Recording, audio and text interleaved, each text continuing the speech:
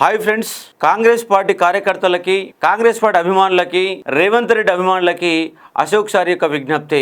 ఇవాళ కాంగ్రెస్ పార్టీ ఒక బ్లాక్ మెయిలర్కి, ఒక రియల్ ఎస్టేట్ దందా చేసేవారికి, మీ యొక్క రాజకీయ నాయకులు బ్లాక్మెయిల్ చేసే వాళ్ళకి టికెట్ ఇచ్చింది. ఒక్కసారి ఆలోచన చేయండి. ఇలాంటి వ్యక్తి కనుక రేపు ఎన్నికైతే మీ కాంగ్రెస్ పార్టీని సర్వనాశనం చేసే వ్యక్తి ఎవరంటే తీన్మార్ మల్లన్న.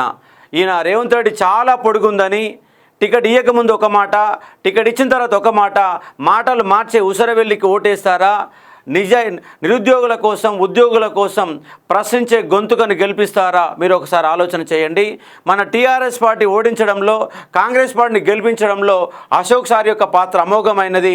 5,000 కిలోమీటర్లు సొంత ఖర్చులతో పెట్రోల్ పోసుకొని తిరిగిన వ్యక్తి ఎవరంటే అశోక్ సారు. కాబట్టి కాంగ్రెస్ అభిమానులకి, కార్యకర్తలు రిక్వెస్ట్ చేస్తూ ఉన్నాను, మీరు పార్టీని కాదు, నిజాయితీ కలిగిన నికార్సైన ప్రశ్నించే గొంతును ఎన్నుకోవాల్సిందిగా కోరుతా ఉన్నాను.